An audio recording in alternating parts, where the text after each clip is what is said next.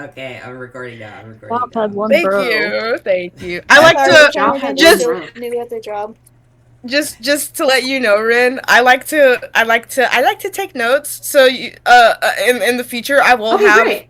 have like record our VOD review sessions and or sessions that we have with you and everything, just so that I can go back and re-listen to everything and take notes. Yeah, absolutely. However you prefer to do it, if you want to just like look back, or if you want to take notes while during, or whatever is okay. Mhm. So I guess first we'll start with the video. There are probably gonna be some parts that I'm gonna want to go back to. Um, in the game, if you guys end up having the replay code for that. Mm-hmm. So let's just start here. Oh boy. Is there anybody who's like sensitive to like wording or feedback, or like I'm not gonna be like rude, like you suck, but I definitely am not gonna hold back on the things that I say. Like, so if there's anyone that's sensitive to like, oh shit, I feel like I did like shit and that makes me feel like shit, let me know ahead of time. Mm-hmm. Yeah, Revy is like, please be honest. Like, please. Okay. Yes, Yeah. please, Yeah. please be honest. Like, I'm obviously, definitely we'll definitely let you know if something you says is worded in the way that it kind of hurts us. Like, we'll definitely let you know. We're pretty good about going over and talking about things that we did or didn't like that was said. So, okay. Yeah, for sure. I mean, as long as So And I know for me, I can come off as like aggressive or accusatory in like text. I promise I'm mostly just asking for clarification. This is yeah, that's like fine. an issue that happened up at in the past, so I'm just throwing that out there. I'm not a sensitive coach, so um but yeah, if there is a place later, if you guys end up enjoying the coaching and you want to see more, I do ask that there be like either I have access to team stuff, or Oh, absolutely. there's Yeah. a channel oh yes, for me absolutely. that I can If see. you wanna, yeah, I mean, if you're comfortable giving Brenda coach or like a role where they can see Yes, team stuff, you can do give that me- like now. Okay, yeah, for sure. What was that? since oh well, Remy, I didn't have access to some of this stuff because our former freaking managers had all the access to this shit. So you gotta give me a minute. Okay. Figure it out. Okay, that's fine. That's fine. Do you want me to wait to start the VOD review, or do you want me to start now? You can go ahead. You can go ahead. Okay, Yeah, I'm writing sounds down their good. replay codes. The only questions that I want. I got the codes. Oh, really, really? Okay, let's just go ahead and DM them to me, Tails, and I can go put them in after this, and we'll watch the We'll go ahead and just do the video, and then we'll watch Mm-hmm. the VODs after. Yeah. It takes again, for- most of the Go ahead. most of the video, the stuff I'm gonna get from the video is just pretty basic stuff like comms, like teamwork stuff. The real meat of what you're gonna get from me is gonna be from the replay codes. Mm-hmm. Are we watching the whole video or how No, much no, are no, we? I'm gonna skip through. Yeah, I'm it gonna skip takes through. forever for their fourth to join, so the first game is actually like a 4v3. A 3v. Yeah, it's a 4v3. Get into it. Yeah. Yeah. Oh yeah, because the first match ended up being like a 4v3. Yeah. Dude, I'm not in any of these games. Yeah, also No, you're Tanaki was not. not here because Thinking in my Tanaki was head. taking a break from Splatoon and his computer was dead and stuff. So Tanaki is just here for vibes. But yeah, we have not played with him for the past like few weeks and it has been sad. So it was just us four. Yeah. Okay. So I think the first thing is I would like if you guys would just go ahead. Oh, cool. The only thing I can see is team chat. I don't know if that's intentional. I am working on it. I am working Yeah, on you're it. fine. If you guys can you go ahead and put just put your name and then put the weapons you play. If you're a flex, just put flex and then put your common weapons. I'll probably work on comp building outside. But for now, we'll just Or put them in team chat. you can put them in team chat. Oh, there's my channel. Put them in captain notes, please. Or captain notes. Jeez, why does it say captain's? Or what? Yeah, captain's note. That's fine.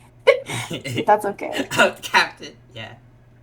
I'll fix it. It's okay. Chat. I'm sorry. I'm sorry. Chat. Don't even.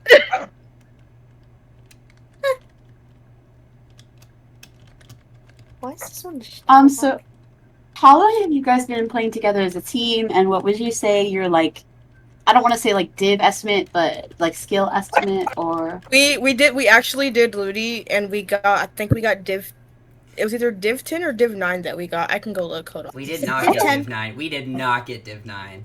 Oh, you're right. We did not get Div 9. You're right. We got div 10. Yeah, we got Div 10. Lost every set. We lost everything. We are starting from the bottom, but like for real.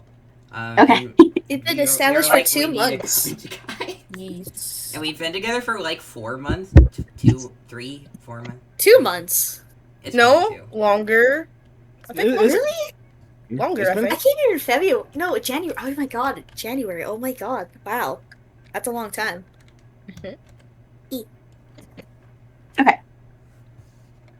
Sounds good. I will send mine in just a second. Jesus Christ, Smith. Okay.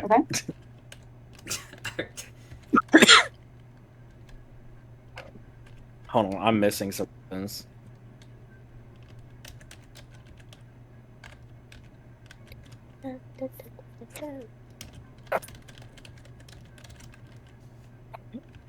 Please ignore my dog. She My is dog. normally quiet, I swear. She's never quiet. Hey, you leave my darling alone. You No! Fuck, I didn't mean to send that. look here. Look. Do I also have to put down my weapon and all that? Just for the sake of me having it all in one place, Yeah. I would And prefer for that. like what this team, Oh, what are okay. you playing more of? Also, Yeah, because you're not playing Splash anymore, right, Tails? Not right now. It will happen. Trust. I've been manifesting it. yeah. And we have had the conversation because at first people were like felt like pressured to like stay on the weapons that like My our God. foreigner manager like told us like a good comp would be, but I've told Tails like if you want to play Splash you can play Splash, but Tails is like thank God you guys only want me on Brush. I was like oh okay. Yeah, Tails. From what I saw from Tails playing in their previous team, you never really liked Splash. I'm just gonna say it. It was very obvious that you didn't like Splash. At least not base Splash. Neo Splash, I sort of kind of liked it, but like not regular Splash. Yeah, so. You didn't ever say that out loud, so every time that I told you to go on Splash and you would ignore me, I was like, bruh. Yeah, that's why we have to I'm have sorry. this conversation in this team because Remy and I were fed up. Not because of Tails, So but just in It general. was coming. let's just It was Let's let's It just was- be honest this time, okay? Let's just Yeah. be honest. Yeah. Okay.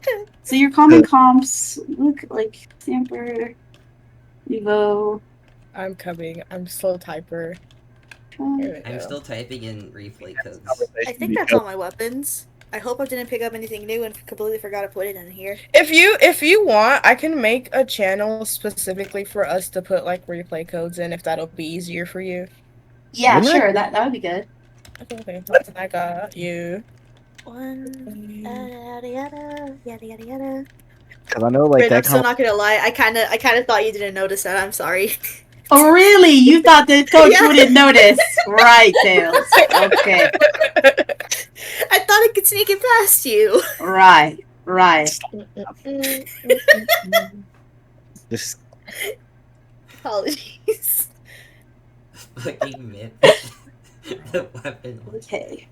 Okay, Who's- I who's have 5. You guys are at a low enough level where honestly, I'm gonna teach you how to build a comp, but I'm not going to tell you what comp to run. And my reasoning for this is, at low level, anything is viable, and that is genuine. Anything is viable at low level. You could run quad dynamo and it's viable. And Like, the reason I say this is just because of the skill difference. Once you transition into higher level, low level, or mid level, your comps matter. Does that make sense? Yeah. But you're at a level right now where it really doesn't.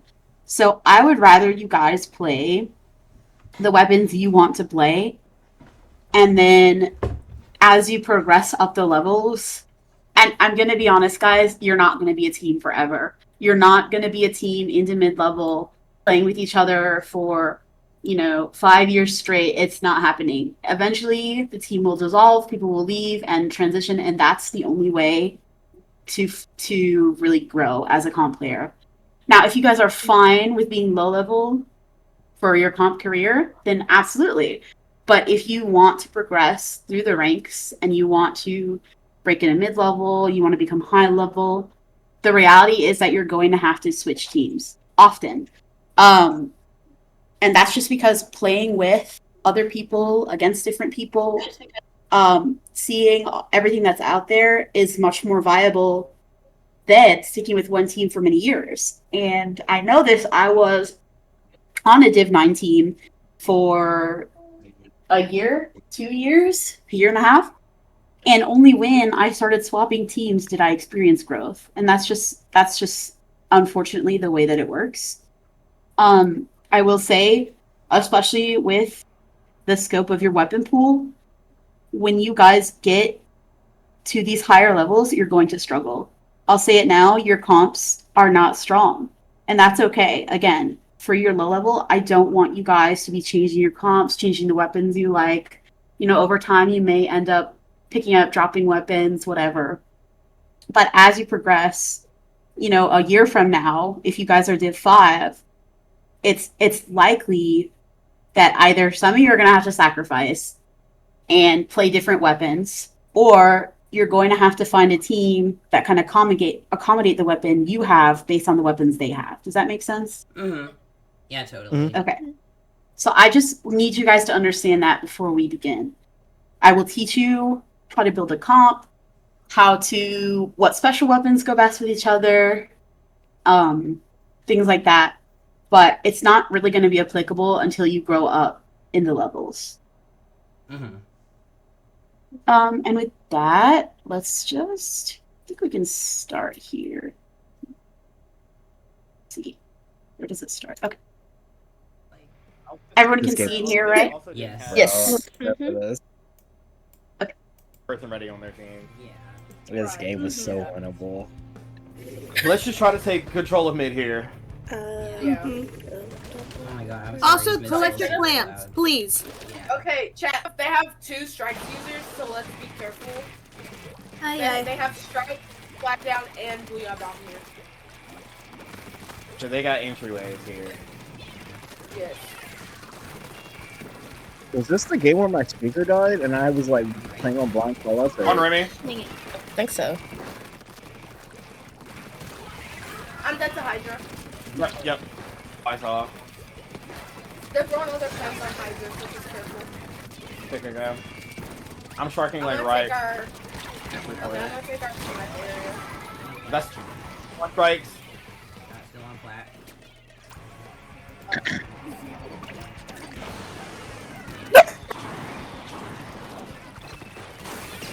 That's the blaster here. Yep. Depoyo. On our ramp. They're under our basket. Let's focus Got on one. underneath our basket. Okay, Polio's going to our street. Okay, take mid. Okay, going to mid. I have Kraken ready. Gonna pop that out. Rushes.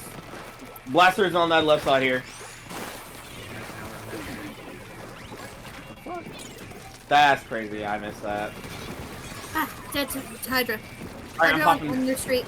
Alright, they're all coming up that ramp on their side. Jumping to mid. Don't worry about me. Two of them are down there on their flat.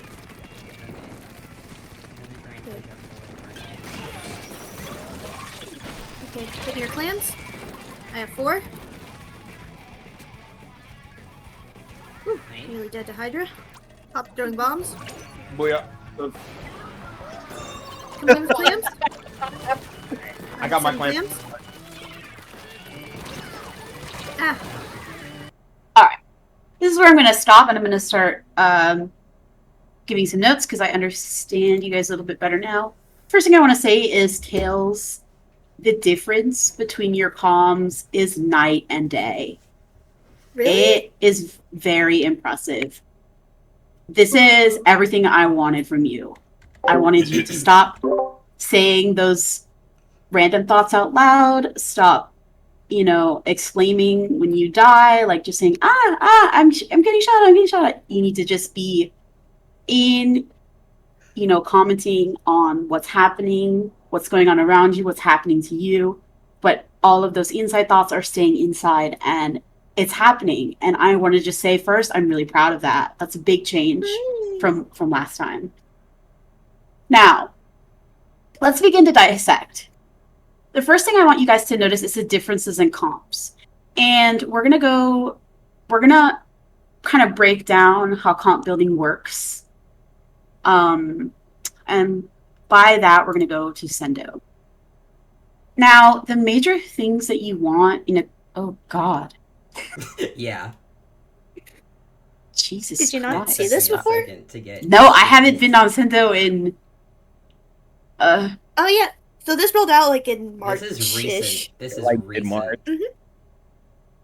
Oh my God. Okay. Jeez. Okay, right. So this is new. Okay. Well, anyway, so the average comp, right? I want somebody to tell me, what do they think the average best meta comp is? Just shout it out. 1 back line, 2 front line, 1 mid line. Kind of. It's blessed. Their weapon. A weapon that runs cool. 3 fronts, 1 backline. Sort of. So you guys are on the right track. Of course, the standard thing we want is a backline. So we're gonna pick pencil here. It has cooler. It's got a long range. It has mobility tools for itself with the sprinkler. That's great. Second thing we're gonna want is a frontline shooter, a support shooter. That's gonna be Splash. And the reason why we're wanting a frontline shooter we're not wanting something paint heavy like Junior, Aerospray, Neo Splash, and the reasoning is because Splash has this burst bomb and this very powerful special, and the burst bomb is not just a mobility tool but also a fighting tool. The thing we want with our front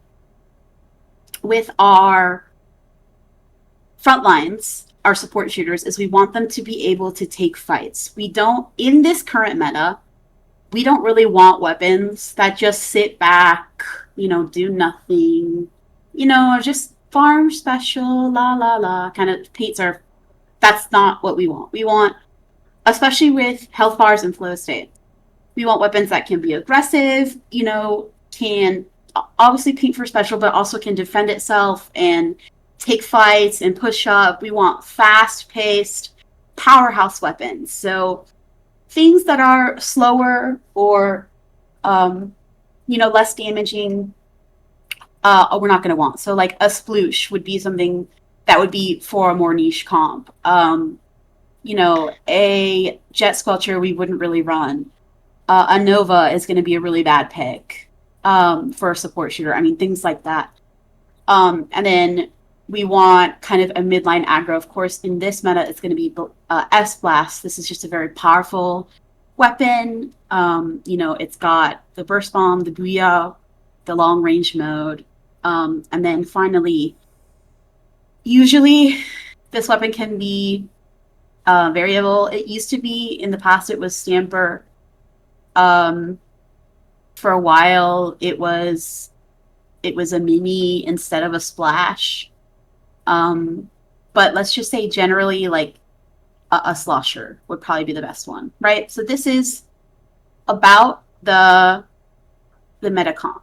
And you can see here, as you can see in the sub-weapon roles, and the special weapon roles, we have things that are going to work very well together. And this is very important, right?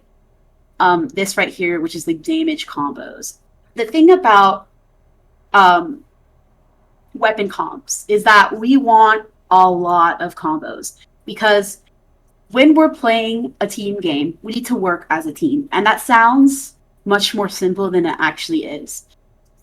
working as a team is not just as simple as, moving together and communicating. We need to move together. We need to plan our attacks together. We need to plan our defenses together. We need to be talking about what's happening with each other. We need to understand how our teammates move, how they play. We need to understand how our weapons interact, how our weapons interact with enemies' weapons. We need to understand all of these things in order to understand team play. And it's very important that when we're making a comp, we have a comp that has a lot of damage combos. As you can see, if we scroll down, this comp has a ton, and that's why it's meta. For a long time, it was meta because it has hundreds and hundreds and hundreds of damage combos. It has a lot.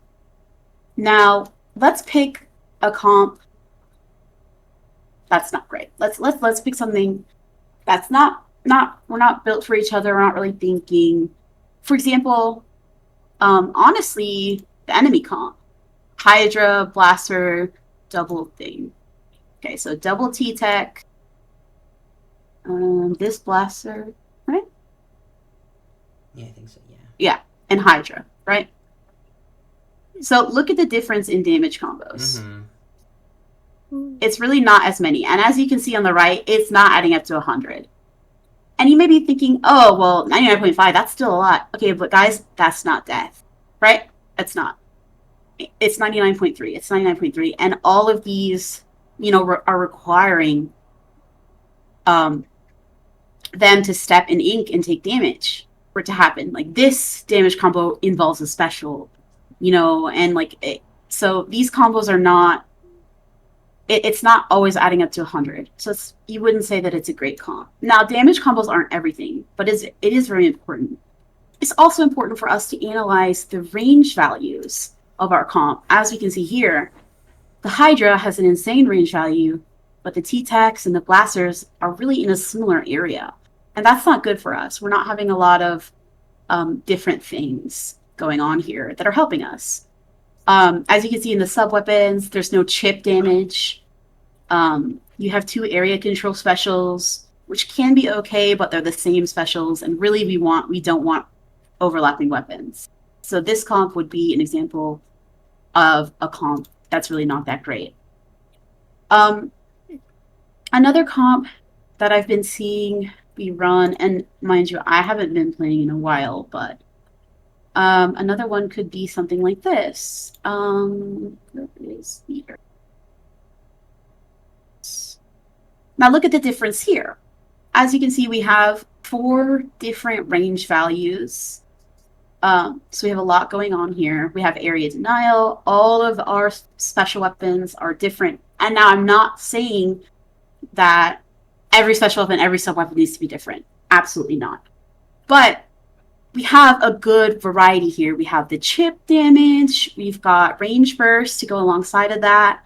We have area denial and area control. Of course, cooler, which is important for the team buff. The range values are separate. And again, a lot of damage combos that aren't relying on... Notice how none of the damage combos are relying on... sorry, God, I can't remember the name of that thing. Ink resistance, right? Or touching enemy ink. Mm-hmm. And there's a lot. And they're all adding up to 100 over 100. So this is another example of a really good, very strong comp. All that to say, the first thing that's important when going into a game, the first thing we need to do is analyze, okay, what map are we playing, right?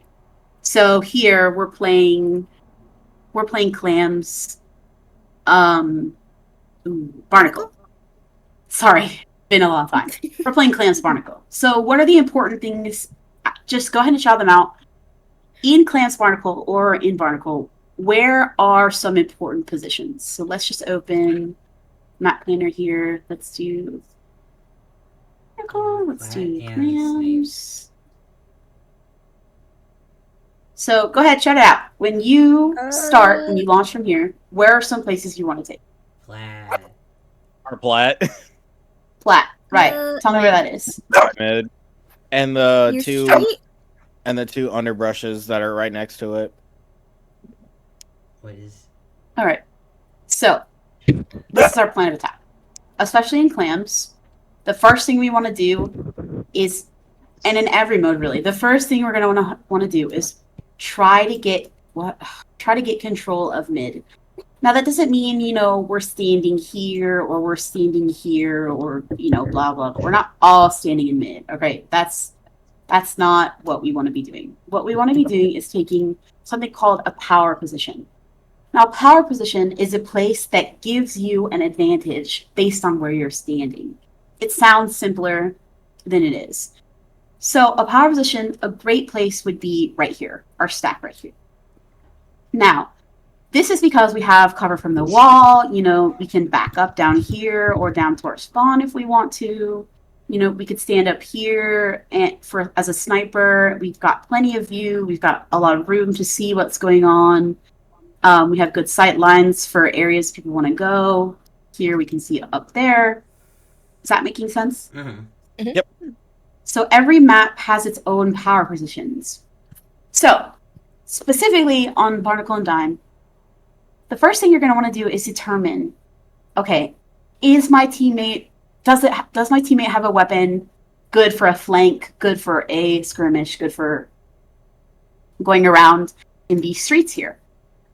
Looking at your comp, we have a brush, right? So what we're going to want to do when we go in, we're all going to launch. We're all going to drop down here. Tri-Stringer is going to probably position here. If the enemy team is slow to back up, Tri-Stringer can go here. The brush is going to flank. And because we know that our brush is flanking, taking left street, trying to get the jump on the enemy, the pro can position in a place to support the brush. So maybe here, kind of able to back up over here or back away. And the Dapples is going to be rushing, usually with the brush. Now, this is just an example of an opening aggressive play. You guys have a very aggressive comp. It's not a dive comp, but it's definitely not a comp that you're going to sit back, farm specials, wait for the enemy to run into you. You're going to be pressuring the enemy. With your Dapples, who has Reef, your Comet's Brush that has Kraken, going in with the missiles will be very important, all of that. So we have determined, okay, this comp is aggressive. Our comp is aggressive, so we're going to want to make some aggressive opening plays. Now, Splatoon is a very dynamic game. It's very dynamic. What does that mean? Dynamic means you're changing with what's going on. So sometimes you may say, oh, well, Rin said my comp is aggressive. That means that we're always going to need to be pushing it. No. While your comp is aggressive, it's absolutely always going to depend on enemy team's comp, what they have, how they're able to push you out, what they're going to be able to do. Do they have specials? Do they have long range? Do they have a Hydra that's going to be able to pick us out from afar? Yes. So, what can we do? Now, for this comp specifically, the T-Techs are not going to be very effective in stopping you guys. Neither is the Blaster. If you rush these guys, the Dapples, a Brush, and a Pro supporting from behind, they're going to go down very easily. So you have the advantage comp-wise. You have more diversity. You have a stronger comp against those three weapons. But what about the Hydra? What if the Hydra is supporting them? Well, that's where the Tri-Stringer comes in. Tri-Stringer can poke from afar. Pro can poke with their missiles. We can throw torpedoes at the Hydra while they're charging. Things like that. These are the interactions that we need to be thinking about when we're going into a match. How does our comp interact versus theirs? What can we do to gain the advantage? What's going to be our weaknesses? Like, for example, if a Hydra gets in a good position, gets in a good charge, and if the Blaster is supporting them, these things like that. So we need to be thinking, the first thing before we even launch, we need to be thinking and discussing, okay, what are our weaknesses? What are their strengths, right? That's the first thing. Mm-hmm. I'm going to go ahead and mute this so that I can talk while we go. I did notice while your comms are a little bit quiet, not a lot of information going on, they're definitely stronger than other Div 10 teams that I've seen, that I've coached. You're not commenting about, oh, the Hydra is scary. The Hydra's scaring me. You're not commenting things like, things that are unnecessary, like, oh, guys, I suck. I'm sorry. You're saying things that are happening. When we calm, there are certain things that we want to convey. We want to convey what's going on around us, what's happening to us. So, for example, like, we launch here, right? So you could say, like, okay, hey guys, I'm going to push plat, number 1. Or you could go, hey guys, I'm going to flank, right? So, immediately Dapple's here should calm, I'm going to flank. And whoever's pushing up to plat, sorry, I don't know the tri-stringer is going to be like, hey, I'm pushing up, I'm going to take our stack, I'm going to take our plat. And the brush will go, hey, Dapples, okay, you're flanking, I'm going to go with you. These are the things that we should be calming, we should be saying out loud to each other to help us understand what is happening, what's going on, what can we do. Because we can't, at the end of the day, we can't see our teammates' screen. But it's so important that we're working together, we're pushing together. So you guys have a great opening here. Tri-stringers going up, Dapples and Brush are flanking. That means Pro. Can you guys see my mouse, by the way? Yeah, we cute split okay. man. Pro should Pro should be going up the middle and supporting the enemies that are going to want to shoot at the Dapples and the Brush, right? Mm-hmm. But the thing that I notice is, even though you guys are ready to flank, you're committing, you've said you're going to flank, immediately Dapples, you back off. And I don't know if this is because you're close to special or because you just weren't ready to flank, you weren't ready to commit, but you're backing off before you've even seen an enemy. So we're already putting ourselves at a disadvantage because now Brush is up there all alone taking a 1v4. Because of this, right, we see a guy chasing, and that could have been important, right? Somebody could have called, hey, there was a guy chasing, and that's why Dapples went backwards. But if Dapples is going backwards, Brush also needs to go backwards. Mm-hmm. Brush cannot push up and take a 1v4 on plat and succeed. And as you can see, it doesn't happen. Brush goes down. So now we're already at a disadvantage, right? Instead of drawing the enemy's attention away from us, instead of saying, we're going here and we're going to push here. Well, they were a little bit faster. So they came and they pushed this way, which means you guys have to back up, but both of you have to back up so that you can stop this enemy and create the advantage for yourself. Because now this enemy who's rushing alone is fighting a 1v4. What do you guys do? You collapse on this guy. You kill him, and now it's a 3v4. Then you have the advantage. But because Brush went forward, we let this guy run in, Brush goes down, now we're at a disadvantage. So all of the enemy team is going to push up with this guy who's just pushing it all alone. And mind you, he's a blaster with no paint around him. So the best thing we could have done is rush him. Does that make sense so far, guys? Mm-hmm. Yeah. So with okay. if you're someone who you're pushing together, I guess it would be different per team. Would you call that I fall back, there's someone on fire? Would you call the absolutely? Would you call the person by name and say hey, go back, or would it be reasonable just say hey, I'm going back? Sorry, that's needlessly semantic. No, I get what you're trying to say. I don't think comms need to be rigid. Yeah, that's you know what I mean? Yeah. As long as we're understanding the information that's being conveyed, then it's okay. Now, in the beginning stages, sometimes people don't hear each other. Sometimes we're not all the way focused. Sometimes we're tunnel visioning. We're focusing too much on an enemy. So it may be important for you, Half, I think you're the Dapples, right? Yes. Okay. So it may be important for you to go, Tails, you were the one playing Brush, right? Just checking. Mm-hmm. Okay. So it may be important for you to go, hey, Tails, there's a guy behind us. We got to back up, Tails. Tails, let's back up. Let's back up. Okay. Because if you can also just say, let's say Tri-Stringer, who is, sorry, I'm still learning your names. It's Remy, right? Me boy. It's Remy. Okay. Sorry, I was eating. Oh, you're fine. So, you may be like, Remy may have called, hey guys, there's someone behind us. There's someone behind us. I need you guys to come back. Sometimes, especially at higher levels, there may be a nonverbal communication where if Remy says, guys, come back, both of you say nothing and just you say okay, and then you turn around. Now, it may be situation half where you have to double calm, where you're like, you notice Tails still going forward, you go, Tails, turn around, we gotta go get this guy, right? It's not, comms are not rigid. It's dynamic. Like everything with Splatoon is dynamic. So we just have to be paying attention to what's going on around us. If Tails had turned around and you had turned around, would there have been a need for you to say, Tails, turn around?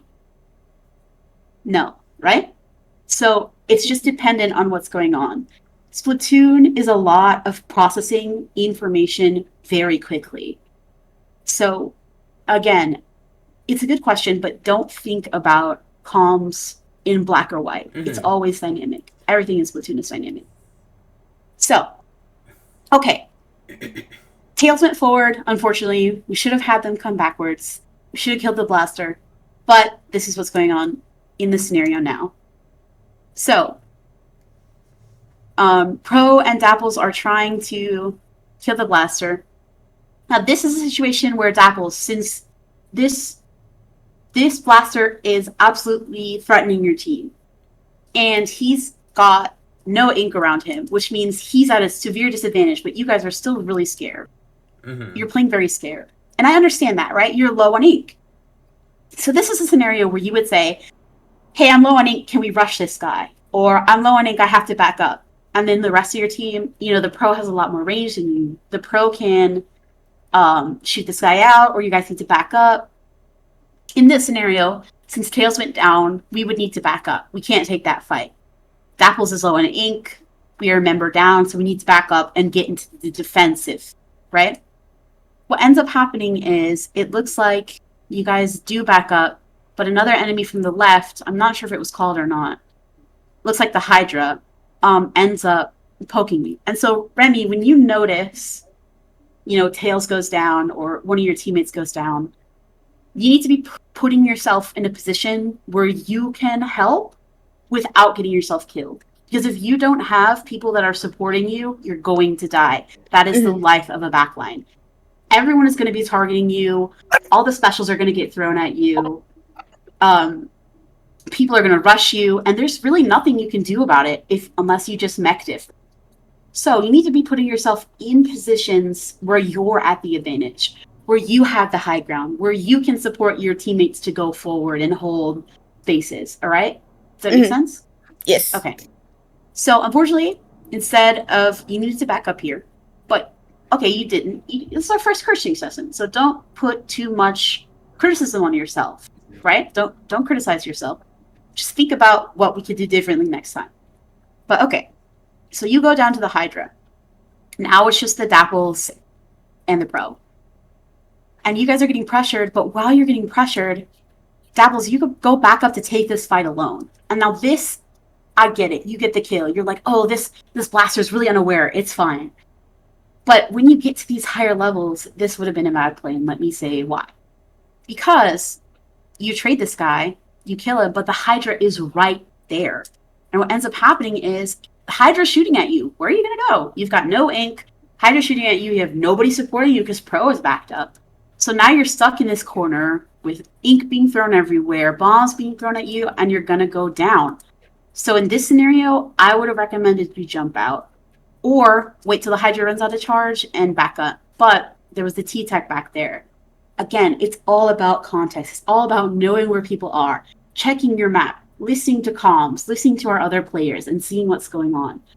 But in a scenario where, we have, so let's pull up the enemy team, right? They have a T-Tech. They've got a blaster. They've got a Hydra. And I will say, definitely for a first session, I'm going to be talking a lot about one match at a time. My reasoning for this is just because there's a lot to say. There's a lot to learn. And once we get more into the into you guys understanding, it's not going to be me breaking down every 1 second of a match for 5 minutes. It's going to be me going, I should have backed up there, and moving on. Make sense? Mm-hmm. Yeah, No, no, but- we need this. We need like the Yeah. like 10-minute essays. This is why I wanted to coach. Please, yeah. Definitely for the beginning, I think the 10-minute essays are really necessary, Mhm. so you can understand what I'm trying to say when I say it. Yeah. Now, this might mean that we get through one match in 1 hour. That's okay, because you're going to need to, I'm teaching you not just what to do during this particular match, not this scenario, but what to do during scenarios that pop up just like it in your other matches, because the reality is that it might happen. So let's take a look. The Blaster is dead. Our Tri-Stringer is dead. Our Brush is dead. Hydra's here. I don't know where this T-Tech is, but this one's here. You're here, and our Pro is here. Now, realistically, from the scenario, I want you to tell me what you think would happen. Any one of you. And this is going off the assumption that Hydra is still facing half here. Yeah, Hydra is still looking here. Yeah, Pro they is would, over here. Yeah, they would probably. Yeah, they would definitely try to go for me first and probably Yeah, succeed. they would get you, and then they would just flip around on me there. Yeah, absolutely. And likely that is what happened. Let's just take a look. Yeah. As you see, Dapples goes down. All right, Brush is back up. Remy's back up.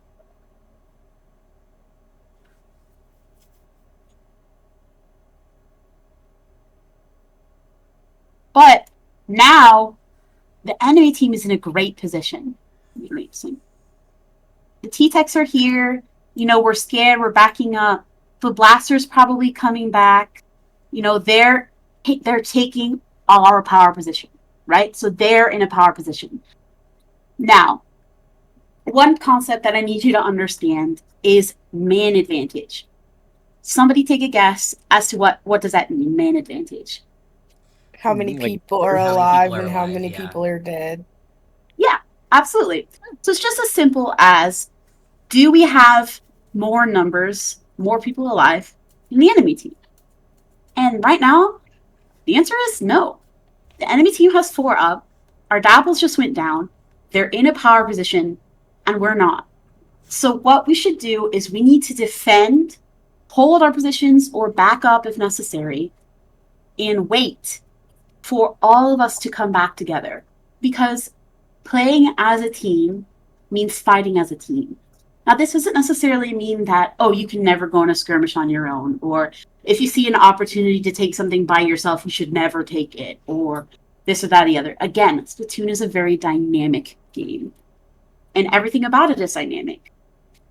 But generally, we should be pushing advantages as a team, defending as a team, moving as one unit. So, in this scenario, we need to back up. I can't exactly see what's going on, but it looks like we're kind of split. Our Octobrush is now in this kind of corner. Looks like our Tri-Stringer is trying to take this spot, and our Pro is all the way over here.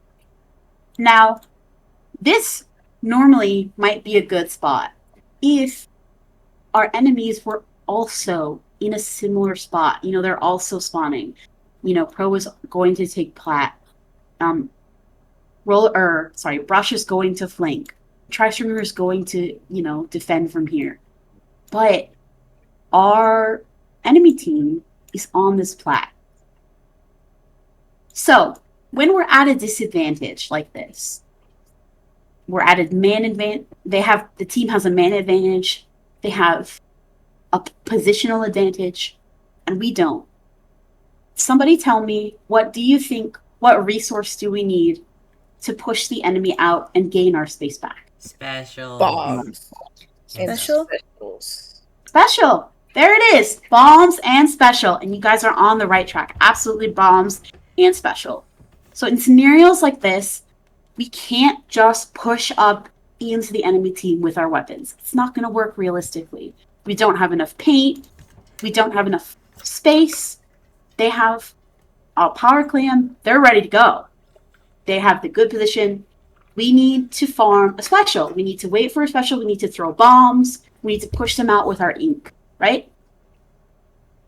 Instead of, trying to take a flank or Pro trying to take plat by themselves, we need to wait. We need to play patiently. And as you can see, look, Pro goes down here because there's realistically nobody can support them. Tri-Stringer can't stand there while, somebody's up here able to shoot at them and somebody's over here. Now Pro goes down and Tri-Stringer backs up because they know they're going to die. Well, now Brush is alone. And now Brush is also going to get rushed and killed. And they luckily get the trade out, or they get the kill, and they're behind. But now the enemy team is in our base. Our backline goes down. They're taking our space, so our Dapples goes down. Our Brush is trying to kill everyone, and is getting a couple of picks, pushing them out. It's good. The Brush got behind, but they scored. Now we're down points, and we're staggering. Now, what does staggering mean? It's as simple as it sounds. Staggering is when, let's say we have 4 people up, and Rush goes down. Okay, now Dapples is rushing in alone. Pro is trying to support them, but they go too fast. Now Dapples goes down. So Pro backs up. Rush respawns, but the Hydra gets a good position, and Pro goes down. Now we're still at 2. Dapples is respawning, maybe a couple of picks on the way. Now they're at 2. But Rush is like, oh, they're only at 2. I'm going to rush in. Rush goes, gets a trade out by the blaster, now Rush goes down. Now what is happening here is called staggering. And even though, yes, we did get 3 down, we're still only 2 up, with 1 respawning and 1 all the way in the sky. Now this is bad. And you might think, well, Rin, we got them out. We pushed them out. Isn't this good? No. My reasoning for this is because what could have happened is this instead. So let's start again. Okay, we get in a bad position. Brush goes down. So we reposition ourselves. We back up. We try to take spots that we know are advantageous to us. Maybe Tri-Stringer goes up here, Pro goes over here, Dapples is kind of painting here, taking the area. Sure, the enemy team moves up. They may try to push in, but now they're pushing into a wall. We're throwing bombs. We're throwing specials. We're at better positions to defend ourselves. So T-Tech is like, oh, there's only 3 up. T-Tech rushes in, Dapples is like, nope, kills them. Pro just launched missiles, so now they gotta back up. At this point, Brush has respawned. Now all 4 of us are up, moving up, in these better positions for us. It's more likely they need to be here. Now we're at 4 and they're at 3. We've turned the tide. Does that make sense? Mm-hmm. We need to make sure that we're not staggering. We're not just feeding for kills. We're not just trying to get these trades off. We're not just trying to make a hero play where we're doing everything and, we're trying to get us all the way back. Because while sometimes it does work, and it did work, Tails flanked, was able to win a 1v1, win another 1v1, and win a third 1v1. That's great. Tails is on fire, but that's not how it should be done, and that's not how it will happen every time. Sometimes it will happen, absolutely.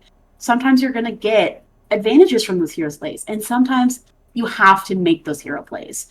But most of the time, we're going to want to try to avoid staggering. We're going to want to, focus on trying to keep all of us alive and get that advantage. So, let's say, okay, how do we adjust to something like a flank, like a hero play? Let's do this instead. Okay. So, Pro is down. Dapples and Tri-Stringer are up. Blaster's over here fighting this guy, fighting our Brush. And these guys are here. So what can we do? Okay. Brush wins the 1v1. Nice. Blaster goes down. So what can we do in this scenario? Now Brush is behind, right? Because that's what ended up happening. Brush is behind, gets that one guy, the T-Tech, sorry. Blaster's still up. T-Tech goes down. We've got 2 guys on flat. They're throwing specials at us, so we gotta back up. You know they're about to move in. But what we can do is play distraction. We can absolutely distract the enemy. Maybe they don't know somebody's behind them. Maybe that person didn't call it out. Maybe they did. It's all dependent. It would depend on the Brush looking and seeing, is the enemy looking at me? Are they too focused on score? Are they turning around to fight me? If the answer is no, then Brush can continue pushing, can continue with that flank from behind. Can try to get another trade out when I'm just not looking at them. And that's good. But if they are looking at them, okay, Brush needs to jump out. We need to reposition. We need to recover. We need to calm down. We need to stop the stagger. But in this scenario, nobody was looking at Brush. So Brush is just going to keep doing their thing. Going to try and keep killing the people behind. Because both T-Tech, or Blaster and T-Tech are up here trying to score because they're like, nobody's there, right?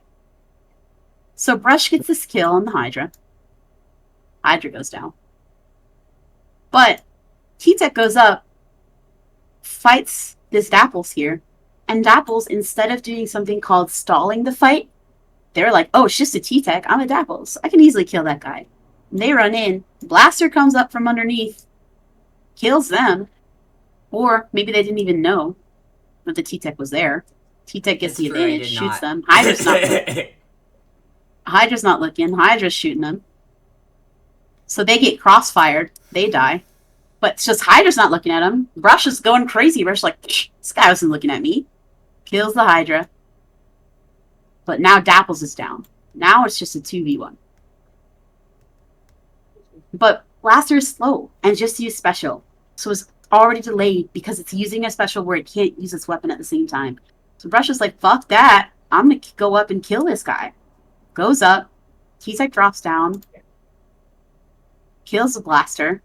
Now it's just a Brush and the T-Tech. And our other teammates are respawning. Our pro is up now. Right?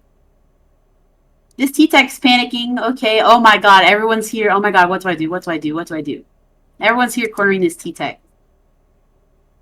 So T-Tech drops off, tries to escape, jumps out. Now, that's what happened. Here's what we could have done instead. Let's bring everybody back.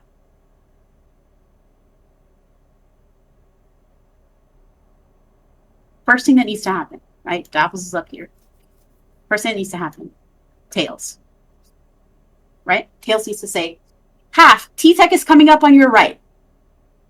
Okay? Half's like, damn, T-Tech's there? I'm going to throw a bomb. Yep, I'm going to throw a bomb. I'm going to throw a torpedo. Or, right, you have torpedo, right? Yes. Yeah, I'm going to throw a torpedo. And I'm going to back up. And this T-Tech, he's greedy and dumb. He's going to chase me. Because I'm all alone. This T-Tech's going to chase me. And this Hydra's going to push up too. So Tails is like, I'm flanking. Half, there's a T-Tech on your right. Watch out, watch out. Okay? And maybe even Remy saw that. Maybe even Myth saw that. From overhead, from their death cam. We can still calm when we're dead. We can calm everything we see. So, the first thing we need to do, alert Half that somebody's there. So Half can throw a bomb and back up.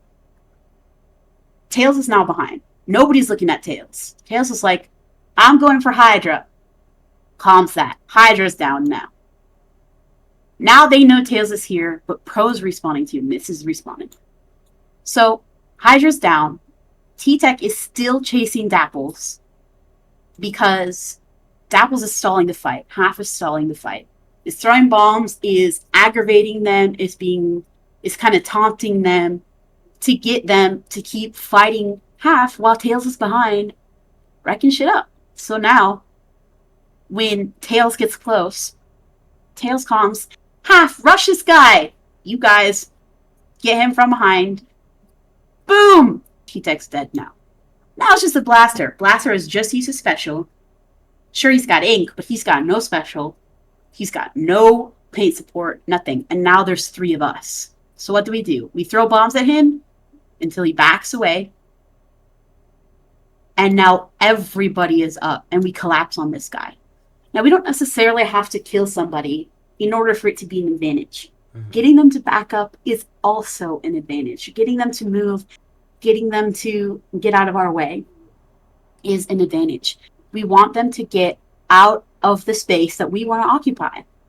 We don't always have to greed for a kill. Sometimes just pushing them out is enough, right? But see the difference there?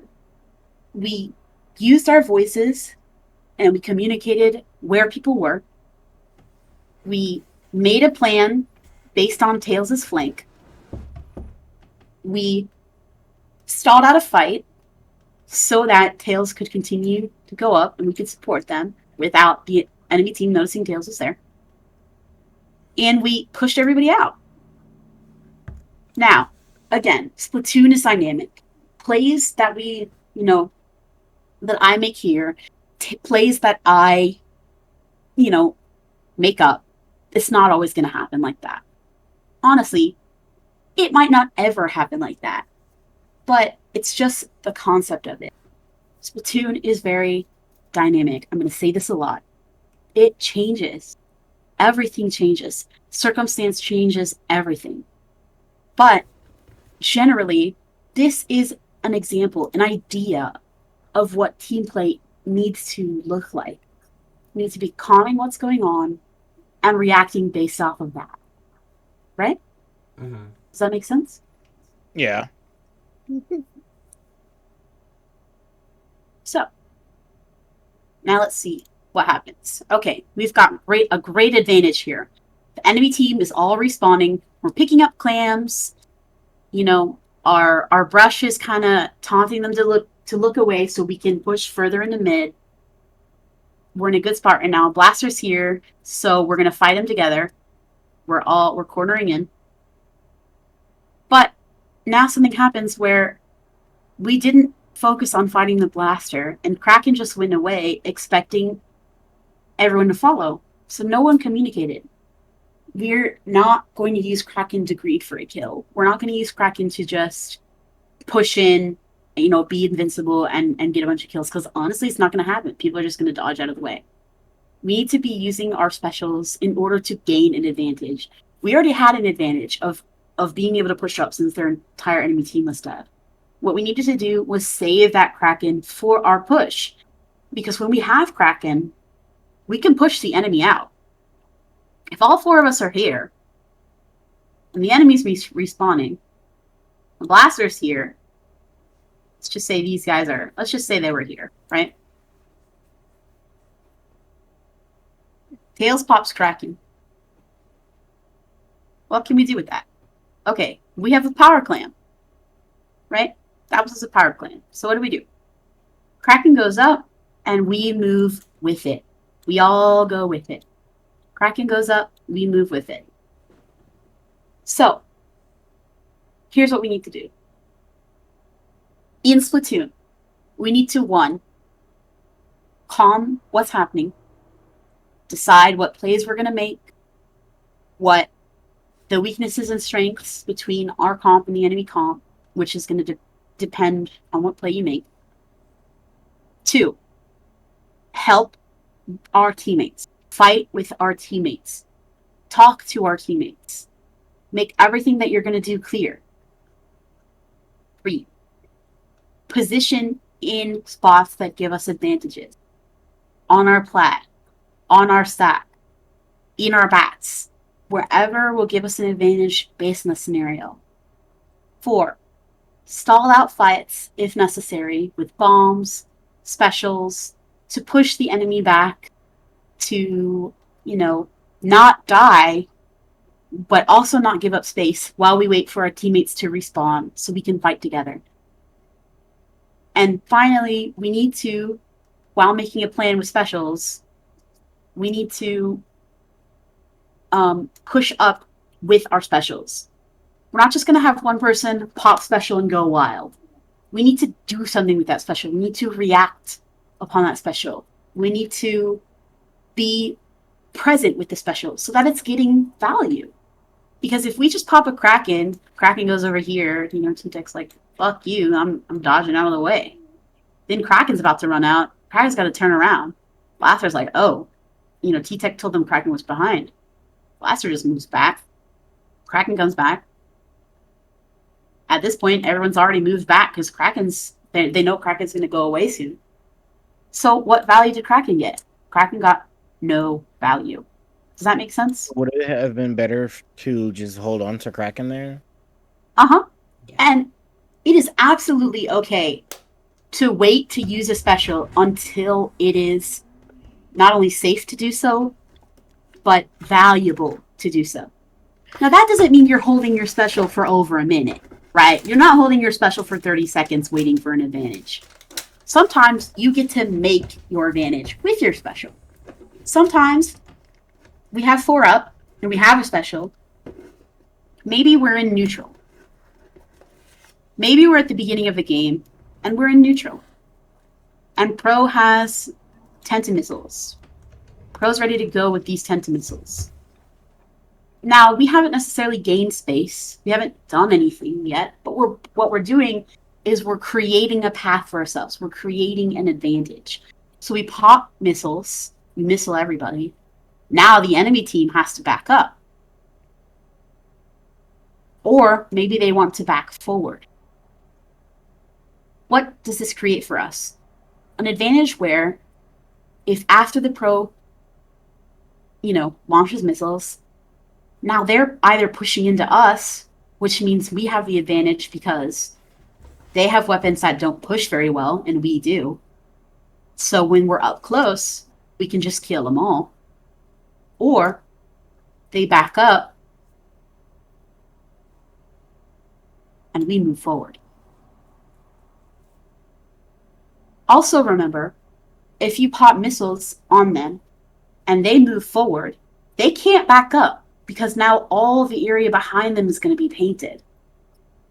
So we have to think about the advantages that our specials create and how we can capitalize off of that. What does Kraken do for us? I want somebody to spitball. What do you think Kraken can do for us? Like, I thought- displace them Push them from back. good locations. I thought Kraken was a fighting special. So Like you quickly pop it in a fight for the for the invincibility The and startup lag, my friend. yeah, yes, like outside the exactly. startup. So actually, later in this game, Tails gets punished for using Kraken as a fighting special. Now, Kraken isn't, it's not always as simple as one special is only for one thing. Like, for example, in this planner, the reason why I don't necessarily like it is because while it does say, like, I don't know, where's... It, like, categorizes them to, like, overly Yeah. simply. So it says melee, right? And that's true. Kraken is a melee special. You can use it to help you kill enemies. You can use it to get kills. But that's not all it is. You can also swim inside a Kraken with a Rainmaker and just push forward. You can also use a Kraken as a distraction to push enemies away so you can run in on them. You can also use Kraken as a displacement special. Specials are all versatile. They don't just do one thing. Sure, does Kraken most commonly get used as just a fighting special? You pop it and you go in for a pick? Absolutely, yeah. 100% it gets used like that. But is that the only thing it does? No. We need to think about when we're using our special, what are we using it for? What purpose does this bring us right now? What advantage can we create from it? Not necessarily what should I do with it, what is common to do with it, what can I do with it instead? What is good for my team right now? If I'm popping strikes, right? And the enemy team is here. What is the use of strikes that I'm going to do? I'm going to pop a strike here, and probably over here. Now, why am I doing that? Because I want to push the enemy team backwards. I want them to go backwards. And I want us to be able to push up. Now, what's another scenario I can use a strike for like that? Let's think about this. What if I had a sploosh on my team? What if my sploosh had Ninja Squid? I'm going to strike in. I'm going to strike a path in for them. I'm going to strike like this. So the sploosh, let's just say he's right here. Sploosh gets to go through here and get in for free. Now, why? Because he had the cover of the strikes and the paint forward. And, obviously, he had teammates following him, or, there was somebody up here and now he got behind, or, there's, again, Splatoon's dynamic. But strikes is not just, let me displace the team. Let me just push them backwards.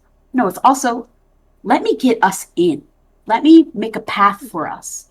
A very common calm that I heard when I was playing is, I'm striking you in. What does that mean? I'm providing cover.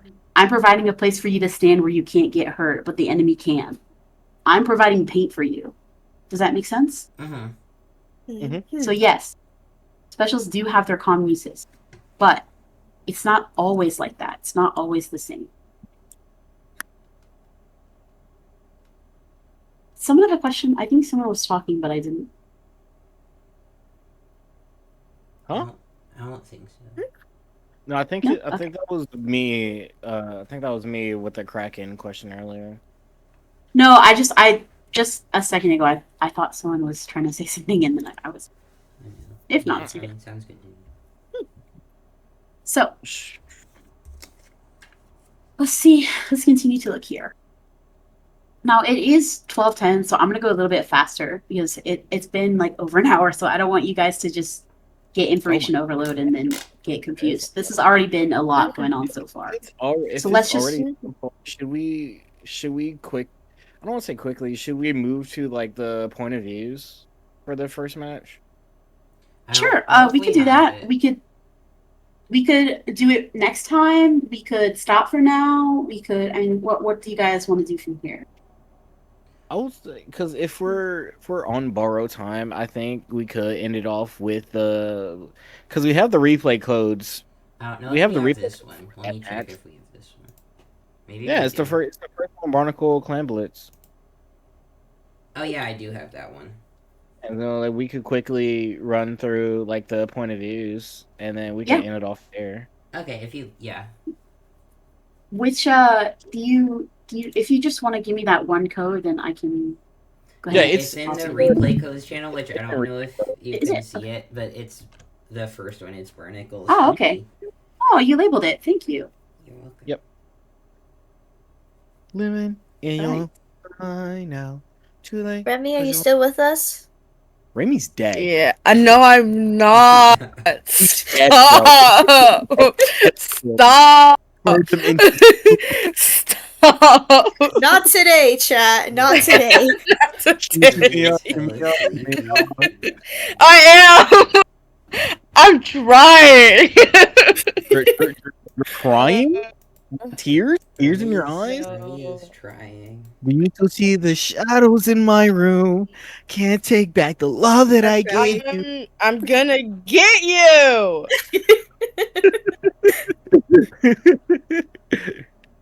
Dude, there was peace and quiet. I was almost happy. I was like, yes, half could be the captain of the jellies. I'm not even gonna lie to you. I started playing Word Solitary because I needed to stay awake. Now, if I ever, I'll do your POV first, okay? Well, actually, I think instead what I'm gonna do, just for time's sake, again, the first couple of sessions that I do with you guys is just going to be information overload, because I'm sure these are all concepts you've either never had explained to you or never really thought about, or maybe you did, but you've never had somebody put it into perspective of your games, right? So a lot of the stuff that I'm going to say is just going to be repetitive, trying to drill it into your heads, or completely new information. It's just going to be a lot for the first time. So I'm going to do an overhead POV. Can you guys see Yes. my stream, by the way? I need you to know I have a Switch one, so please be nice, okay? Am I letting time go? It's okay, so does our captain. No, I'm sorry, I what? feel I'm you. sorry. I I'm sorry, feel what? you. Why did it? Alright. Oh my Oh. god. Oh my god.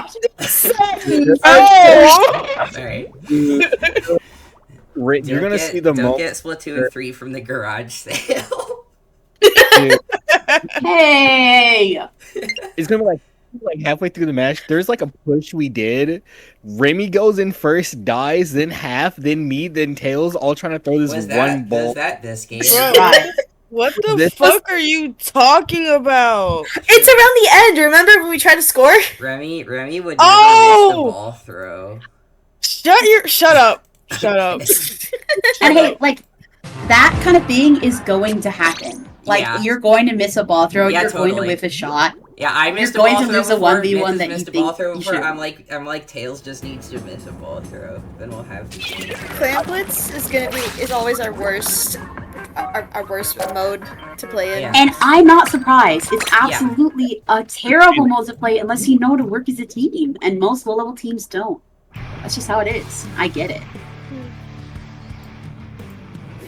The mode where it forces Okay, you to it's actually working. use teamwork. Okay, we're back. Alright. So let's go. we can just little speed on past this since we went through the first part today. So alright. So yeah, like I said before, Brush goes up, kind of overcommits to a fight. You know, we calm that this guy's back here, we need to back up, but Brush doesn't back up, runs into a 1v3, gets punished. You know.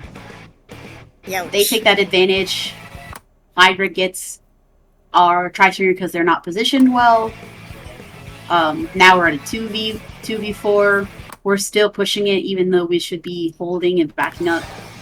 We get one, but then we go down. Pro kind of doesn't really know what's going on. It's just like kind of lost, confused, thought, hey, I thought everyone else was over here. Because Daplos may not have calmed what was going on. It may have been confusing. Either way, now we're separated. We're not taking the same fight. So Dabbles goes down. They get striked out, so Pro has to back up. Pro is just kind of... Did you... I think you said you were sharking here, didn't you, Myths? No, I did not say that. I swear... I didn't say a somebody word. said... I think you said it in the call-outs. Yeah. Did I? I'm like 90% sure right here you said you were sharking. Unless Tails was the one that said it, since Tails It is... could have been me. I usually think do it was shark. Tails. I will say, just to put this out there, I think one of you at one point, while Dapples was up here, said, I'm sharking. I need you to know, if somebody sees you and you back up and go into the ink and move away from where you went into the ink, you are not sharking. People know you're there. Even if they don't know exactly where you are, they know that you're there. They're just A lot of ignoring little you. teams don't understand that. Teams have object permanence, Yeah. okay? They know that you're in that area. The only way that you can get a shark off is if they don't know where you are. Not just where you are in the ink, not just where you are in the area. If they don't know where you are at all, then you're sharking. Make sense? Anyway, Elixir goes down, unfortunately, to the Booyah. And our tri-stringer, instead of dropping down here and jumping out, gets pushed out while they're trying to fight for their lives and I'm dies. looking at it. Now Dapples is here trying to distract them. It's working, but they don't see the T-Tech, so Dapples goes down. It's just... Brush gets the pick off. Gets a second pick. This guy is begging for death on his knees. He escapes, but it's fine. He jumps out. Now we're at advantage. Oh, but they're coming. We're at advantage. So we need to recognize when we hit this advantage, the first thing we need to do is calm what we want to do. So Tails needs to calm. I'm going to flank. And if Tails is flanking, we need to be supporting Tails. Tails realizes, they know I'm here. It's not really a good flank. I'm going to back up. Good job, Tails. But we've come to support Tails a little bit too late. Now we're taking a weird fight. Kraken gets popped. Nobody is moving in on that Kraken. Because we can't. That's the reality. We can't. So this Kraken doesn't get a lot of value. We're being pressured by the blaster. So we're really focused on that guy. Meanwhile, Kraken's over here distracting all three of these guys. But nothing's really coming out of it. That's what I mean when I'm saying specials like that need to be popped with the team. We need to discuss what's going on. We need to tell each other this is what needs to happen. Right? Right. All right. So we get blaster jump out. Great. Now we have advantage.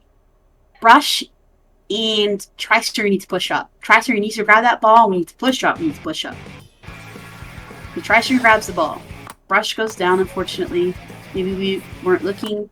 We pop a special here. We get one. Now, in this jet scenario, we need to go forward. Another thing that I didn't mention that is important is we need to look at the HUD to see what the enemy is, what specials they have, what they're going to pop next, what they might do. We need to try and predict that so that when we do our specials, whatever, it's going to be the most helpful, right? Right. So here, we weren't really aware that the enemy team has strikes, so we popped Jet.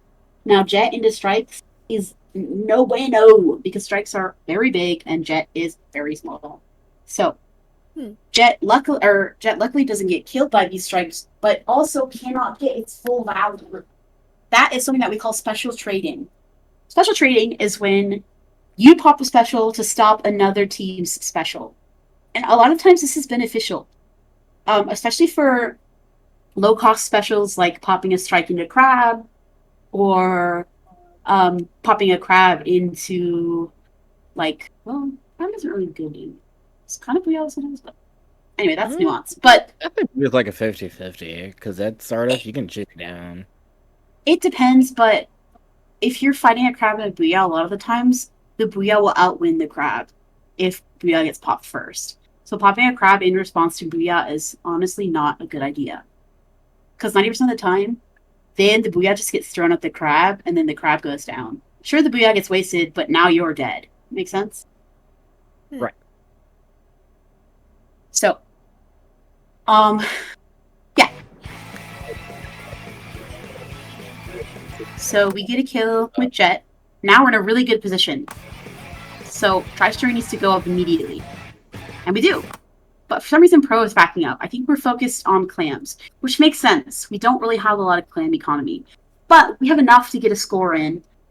And they're at a disadvantage. We've got a ball and we've got a couple of clams. So we should focus on trying to take this base and getting a space and scoring.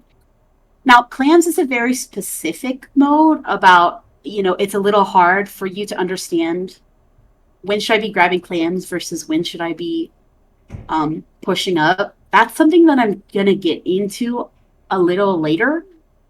For now, let's just focus on trying to take space, because learning how to take space and then learning how to get clams as you take space is much easier. So I'm just going to say for now, we should have pushed up here, okay? We get one.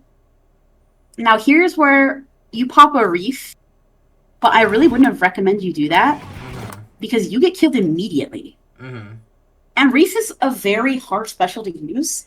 Yeah. But you should be using reef into here.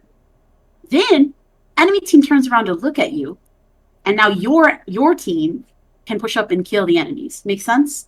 What you did is pop a reef on a shark where that person already didn't know you were there, and you popped your special just so you could confirm the kill, but you easily could have gotten the kill with just your weapon. So that's another scenario where we need to think about when we're using our specials and for why. How can we get the most advantage out of our special usage? But okay, you go down, but you're still at the advantage, and you can see that this Hydra is at half. Nice backup, Tails. We get this guy down. Now, Pro, you need to be careful here because you have nobody supporting you and you have a bunch of ink around you. So don't greed for a kill. Don't greed for a score. Now, Tri-Stringer, and that's another scenario where don't breathe for a score. You don't have the space to control it. We want to make our pushes last. We want to get our score down as far as possible. We want to keep the space. So we can't, unless it's overtime and it's a life or death scenario, or a win or lose scenario, we can't be greeting for score like this. We need to stay up on our plat. Oh, you guys can't see my mouse, but we need to stay up on our plat, kind of near where Tails is, but of course, where the plat is, where the boxes are. We need to stay there. We need to support our teammates as they go in. And honestly, you can carry the ball, but ideally you shouldn't be the one scoring it. You should be throwing it. When it's time to score, you should throw it to a teammate ahead of you, and that teammate should score the ball. Don't go in by yourself. Because look what happens. You score the ball, sure, but now you're dead. Now you've lost your advantage, because Tails is all the way over here trying to look for more clams. Our pro goes down. Dabbles jumps in, now has nobody supporting them. Sure, it gets a trade-off based on a one hit, but Tails tries to pop Kraken to save the scenario and dies because the startup lag too long. Now Dapples is dead. Now what happened? All of us are gone. Our push is dead. And we only got to 74. This is not what we wanted to happen. We want to be able to control and maintain the space. Not just score, not just dive in for a bunch of clams just to go in the basket. We want to maintain our push, make it as long as possible. So we need to play patiently. We need to play slowly. We need to play thoughtfully. Now we're in a disadvantaged situation. We're responding slower than them. They're able to build up clan economy. And they're able to take up space quicker than us. That was sharking. That's good. Hopefully everyone knew that they were trying to shark. But they weren't sharking in a position that was advantageous to them. Nobody from the enemy team is just going to push up over there when it's a 4v4 scenario. You need to be sharking maybe like, let me see. Do you see where those 3 clams are right there? Where Elixir is standing? Yeah. That would have been a good spot to shark. Right near that block where nobody can hit you from above and nobody's going to think you're there coming in from the left street. So that blaster that comes in from the left street, you're sharking there. That blaster doesn't know you're fucking there. You pop out, bam, blaster's down. Immediately created an advantage for yourself. Right? Mm-hmm. But look where you are. Half you've pushed up all the way. Blaster's behind. Hopefully we get the blaster. You get one, sure, but now you're all alone pushing this advantage. You may get 1, you may get 2 even. But, we need to kind of wait for our team. Because the reality is, a better player, everyone's all the way back there, and a better player would have absolutely destroyed you, right? A lot of these plays that you guys are going to make, you're going to be like, hey, Rin, why shouldn't I do this? It worked. It worked because everyone at this skill level is not good. And nobody understands what they're doing. And that's absolutely fair. A lot of these teams don't have coaches, don't have a way to know whether they're doing good or bad. Or honestly, a lot of teams stay at low level forever. They don't ever break out because they don't have somebody that's explaining to them every step of the way what they're doing wrong or what they could do better. So a lot of these plays are going to work. And sometimes even in high levels, these random ass plays will work. But a lot of the plays that are going to work are only going to work because you guys are low level. So keep that in mind when I'm telling you this play is bad, even though it worked. Right? Mm-hmm. So, great. We have advantage now. Hydra's in a bad spot. Dapples, since the Hydra has no charge, it's absolutely fair of you to go ahead and drop down and kill that guy. He has no charge. He's got no pain around him. Nothing he can do. You can go ahead and kill him. That's fine. You guys are fighting together. Let me zoom in a little bit on this. It's a little far.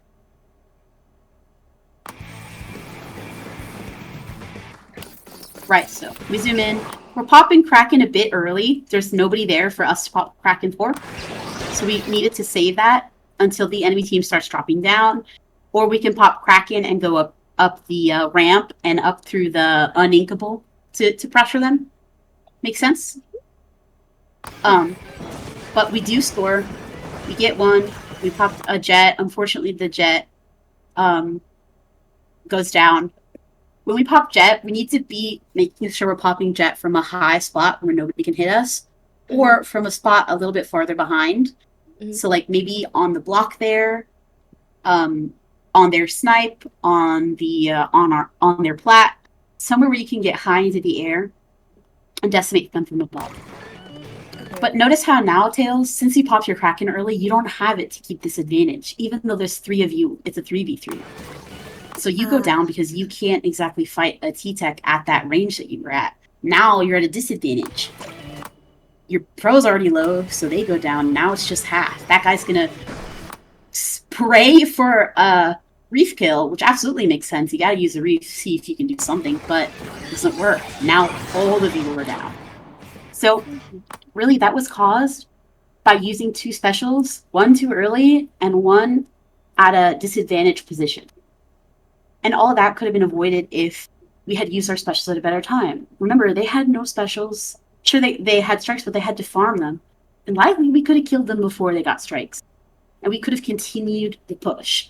So that's what we want to focus on when we're in a match like this, is how can we get our push to continue for as long as possible.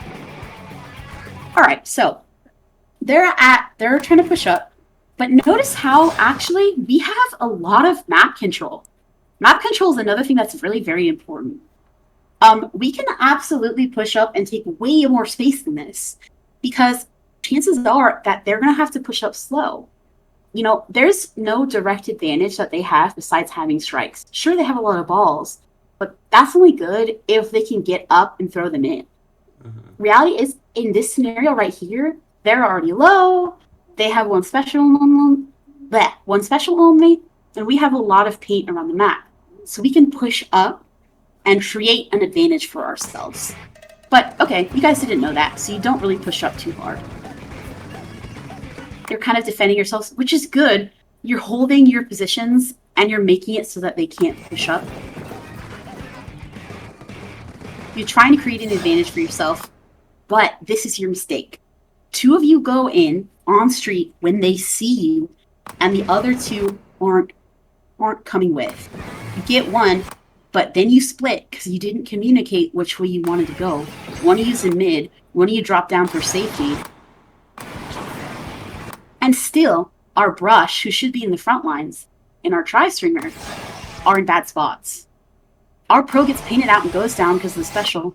Now they're at an advantage because they have another special that they can throw at us. They throw Booyah, we clump, so then we have to scatter. We scatter in different directions. Now our brush goes down. Now we lost our advantage again. Make sense, guys? One thing that you should know is never, ever, under any circumstances, should you clump.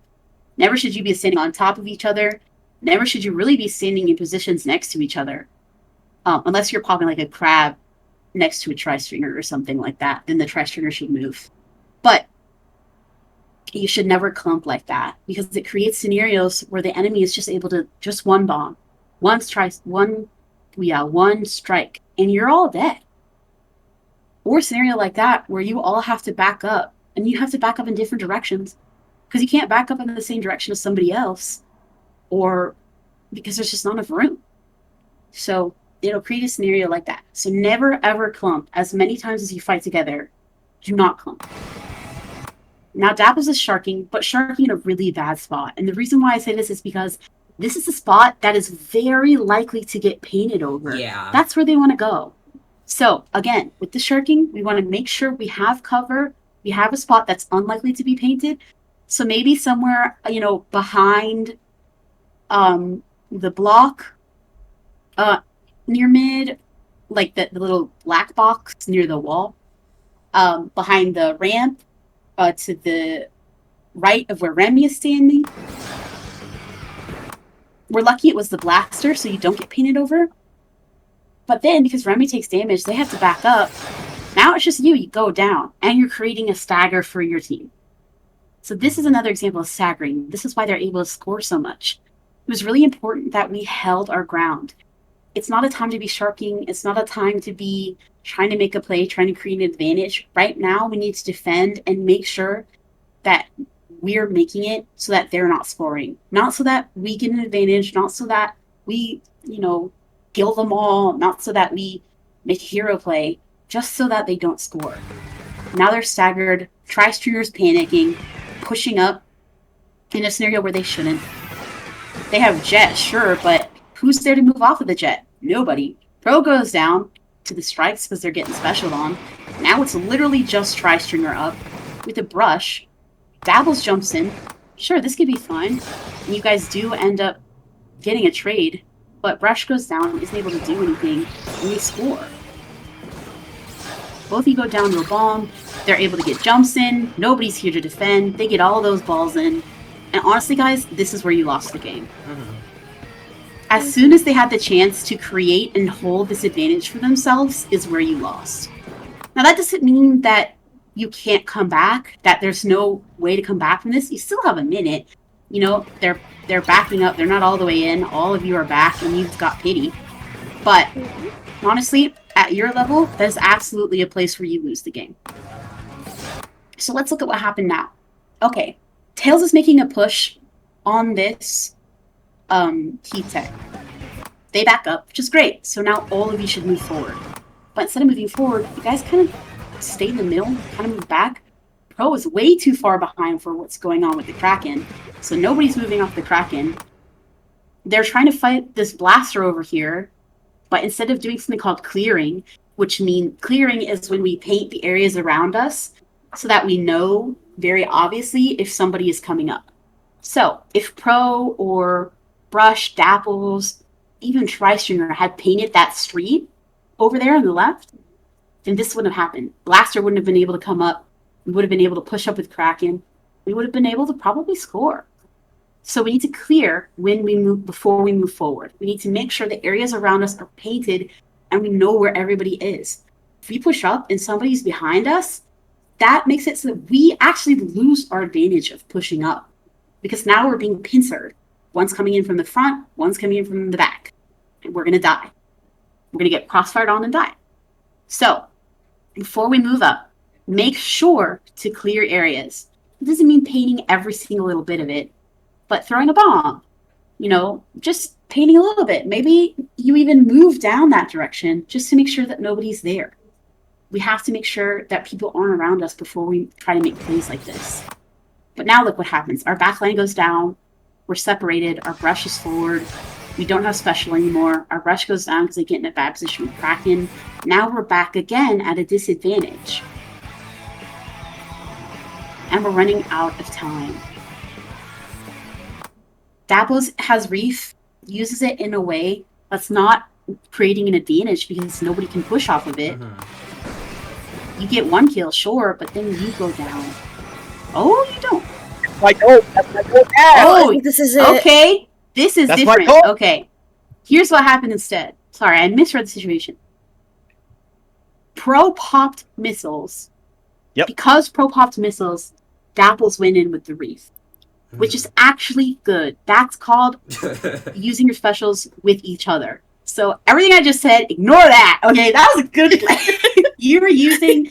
That's exactly the kind of stuff that I'm talking about. Sorry, I didn't realize Pro had popped missiles. Yeah, me neither. You wanna Honestly, see I it? forgot from watching Because this. a signifier for, especially in spectating, like for matches and in spectating, there's not really a signifying of that someone's popping missiles until you get like the Until they start I don't know landing, why they yeah. removed that thing from Splatoon 2 that said who was popping what.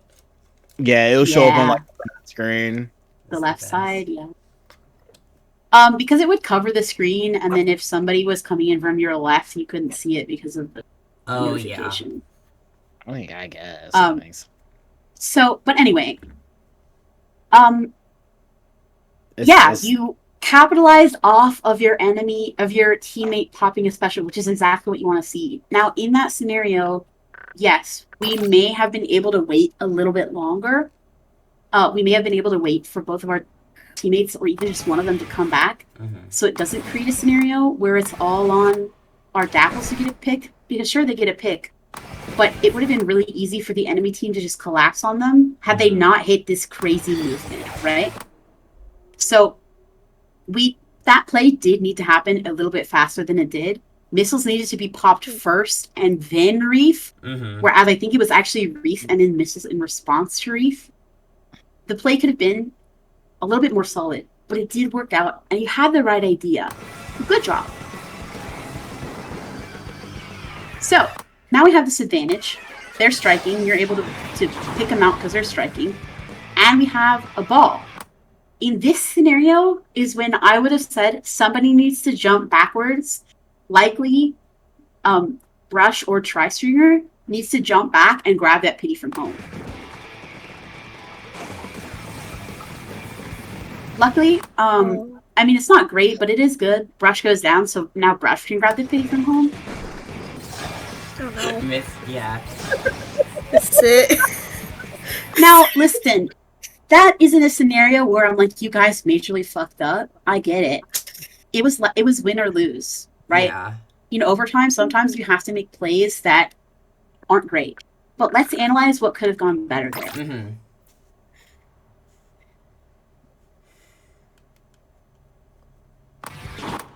Alright, we created an advantage for ourselves. We are grabbing clams. The T-Tech is in, just the T-Tech. So what needed to happen is honestly for us to throw a bomb. Tri-Stringer needs to be up where those 3 clams are, or up where Elixir is, and Elixir needs to be farther forward. Where am I? And all the way on the right. I do not. Yeah, on the right. Oh, okay. Wait, no, I can't even see myself. Never mind. I see it. I'm back. I'm in the back. So you guys need to switch positions so that, because Tri-Stringer realistically is not going to be able to help Brush in this fight, and that's exactly what happens. Tri-Stringer, instead of trying to take... Oh, another thing I should say. Do not go for the score. Go for the fight. Kill everybody first, and then score. Yeah. And that is really important. Because, again, like I said, we want to be sustaining our pushes, sustaining our positioning. We want to be continuing to stay where we are and keeping that advantage. We need to kill people first so that we can score more later. It's going to be really tempting. I'm right near the basket. Why don't I just throw the ball in? But I promise you, go for the kill first. But like I said, in this scenario, Tri-Stringer needs to be backwards, Pro needs to be forwards, and Tri-Stringer needs to give the ball to somebody in front. Because Tri-Stringer couldn't help with that fight. So Brush goes down, even though they got a lot of damage in. Dabbles is in a good spot, but because we had nothing to move the Hydra with, we just kind of let him come in and start shooting at us. He ends up getting a huge advantage over us. Our Tri-Stringer is way too far forward, so Tri-Stringer wasn't able to stop the Hydra or provide paint cover or provide chit. So now our Tri-Stringer is basically doing nothing. Dabbles goes down because they pop a Panic Reef to try and get the ball, because there's really nothing else he could have done besides pop the Reef on Uninkable near the Hydra. I would have recommended you do that. Just to try and push the Hydra away, make them move, make them stop shooting, because they have a really long charge time. But Dabbles goes down. We're trying to save the ball. There's nothing more we can do, and we just all go down. So, what could happen differently there? Like I said, Tri-Stringer needs to be farther backwards. Pro needs to be farther forwards. We need to take our fights together, and we need to use our specials in a way that's pushing people out instead of panic popping them just because there's no other options left. And that's really it. I think, oh, you guys get another overtime. That's good because you have pity. Dabs gets one, which is really good. You guys need to move up really fast now. But you guys are moving kind of a little slow. Again, you have a lot of cover, or a lot of paint around you, a lot of ground advantage. So you need to move up way quicker than you do, especially because it's overtime. You should basically be rushing straight towards the basket. Now, Dabs is going in all alone, which they're mech diffing everybody on this team. So that's meaning that you guys are getting even a super advantage. But again, there should be somebody up with our Dabbles fighting with them. Because, look, they get picked off. There's nothing they can do if a Hydra starts shooting at them. but we're still all the way back here. We pop a jet, but at this point, it's basically too late. You have no time to get to that basket. So, in our overtime here, we went way too slow. So here's what I noticed overall from you guys. We're not always popping specials in an advantageous scenario. We're not thinking about extending or holding areas. We're just kind of trying to score as much as possible. We're not really talking to each other as much as we should. While our comms are not bad, they definitely can be improved. We're not stalling fights and making plays. We're just kind of playing very reactively instead of trying to plan things in advance. And we're not pushing up fast enough. Also, our positioning needs a bit of work. Okay. Yeah, I was just taping everything. But that's what I see from this match. Just taking notes. This is going in the notes app. This is gonna be kind of a lot for you to write down. I mean, I apologize in advance. It's okay. I was typing stuff the whole time, but yeah, I mean, it's probably. Yeah, that makes sense. It's really like when you see the overhead and it's like everything is painted and like half this team is still like back in the yellow. It's like, Yeah, I didn't. I was like so far back. And like honestly, that makes plenty of sense to me. Like there are a lot of people that just don't understand. Like you don't see it until you're looking back, you're reviewing yourself, and then you're like, damn, did I really do that? I do that shit all the time. I'm like, damn, did I really play like that? And it kind of is. It's funny. And I know, like for like me in specific, like prior to this, one of like the big things we were like needing to work on, or like we kind of, I don't want to say got bullied, but like essentially gun to your head, you need to protect Remy because Remy's your backline. That was like the main issue for the longest. Yeah. And what ended up happening is like either I'm with Remy or I'm with Remy, or like Remy's by themselves. Yeah, and honestly, guys, it's okay to leave the backline alone. Backline needs to learn to no, I'm serious. I mean this. Backline needs to learn to position themselves in places where they're not going to get killed. And sure, you can, if somebody turns around and starts rushing backline, you guys need to turn around and come help. But it shouldn't be a scenario where you're babysitting backline. Absolutely never. Backline can fend for themselves. If someone starts rushing them, yeah, turn around and go help. But it should never be a scenario where you're babysitting backline, sitting right next to them, making sure that nobody comes up and gets them. Backline is not carrying the Rainmaker. They're not, the objective. It's not like it's not like if they die, the whole game is lost. Like, we can let backline sit there, and we can let backline be in a position that's good for them. As long as we are, it's fine. As long as we are, like, we can even create advantages for our backlines by pushing the enemies out in front of us. Does that make sense? We don't have to babysit backline. What were you gonna ask, Tails? I was gonna say, so basically keep tabs on the back line, but also create a scenario where they feel protected by pushing up and like taking out the enemy? Yeah, well, kind of. Basically what I'm saying is backline is not like a child. Backline is also a player, right? Like they're also a person. They're also somebody that's understanding whether they're in danger. They can understand if they need help, right? So let's take a look here. Let's take a look here.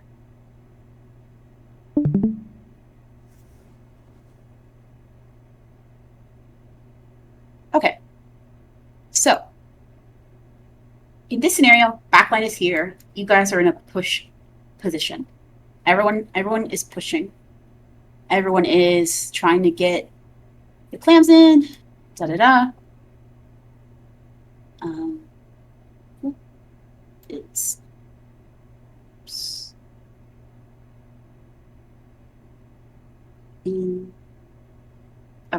why are you red? Whatever. Okay. No. It's crazy. No, sorry. Okay, well, you're red. So, right, we're in a scenario like this. Okay? And again, we shouldn't really clump, so we should be a little bit spaced out. But let's just say, like, we're like this. Maybe even... And somehow, some way, the enemy team's other brush flanks all the way behind and is behind. Now, the tri-stringer can turn around and immediately scream, "I need help!" You know what happens now? Boom. Back up. Alternatively, jump all the way back. Now we back up, turn around, look at this guy together, kill this guy, and hold the space. Backline jumps back in. Make sense? Mm-hmm. Here's what doesn't need to happen. What doesn't need to happen is this.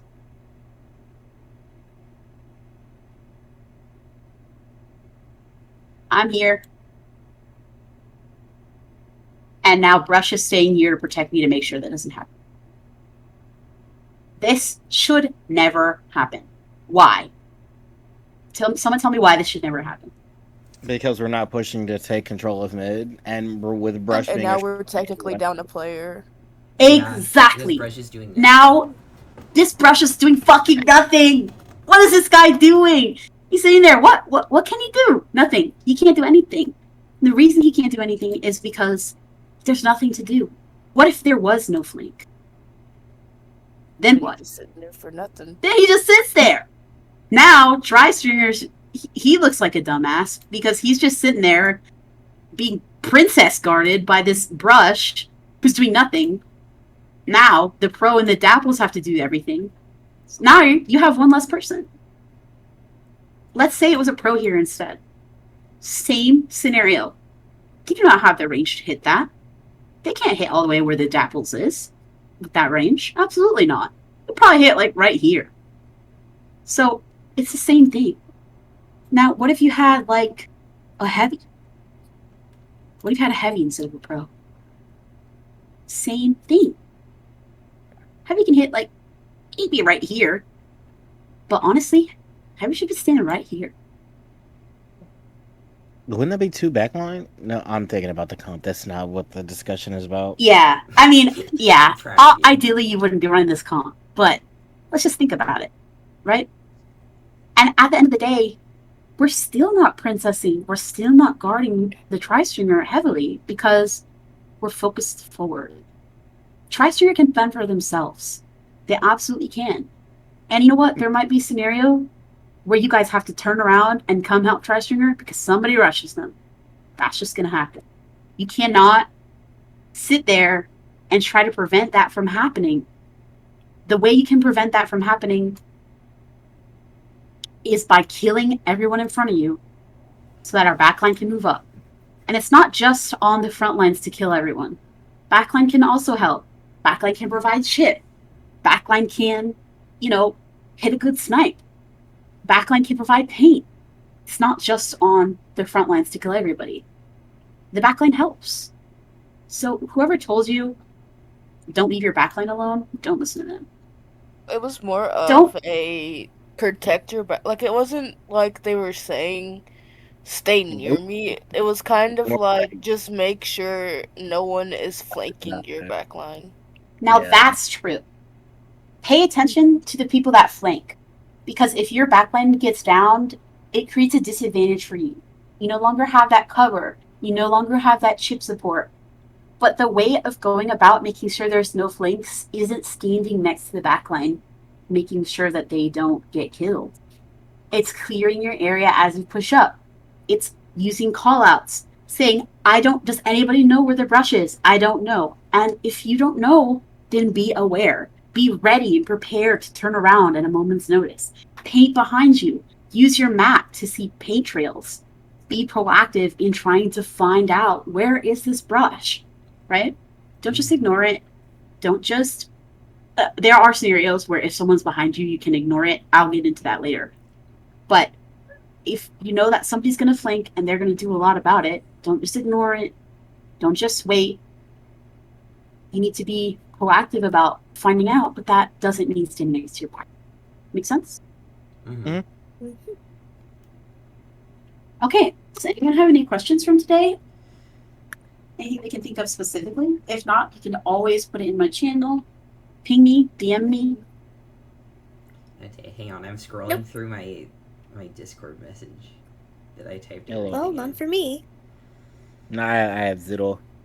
Yeah, I'm like, I guess just like this was like incredibly helpful. I mean, as for like my life, and I've only been playing Dapples for like 1 month, and I'm still struggling a lot with like being more like stealthy with frontlining because I have no range, and also using like Reef Slider like well, and so yeah, so I'm still working on not just being like, oh, piece of candy when there's like 2 people like standing together, right? So it's good to know like we can like plan like in advance what special is good to lead into the slider. And yeah, just like in general kind of what we should I feel like if anything, I think the biggest, I mean, there was a lot of like big things, and there was like kind of the me list that you gave us, but I think calming more is a huge thing for us because like like you said, like our comms are like fine, but they could be a lot better, and I definitely agree with that because there were like so many things in the replay that like if someone had just called something out earlier, then we could have like avoided like a whole like situation. Mm-hmm. Well, I'm glad that it was helpful to you guys. Sometimes nobody ever really, like, when I coach, people don't really, like, give me feedback. They're just like, okay, and then I just, like... Wait, like, really? Okay. That's so sad!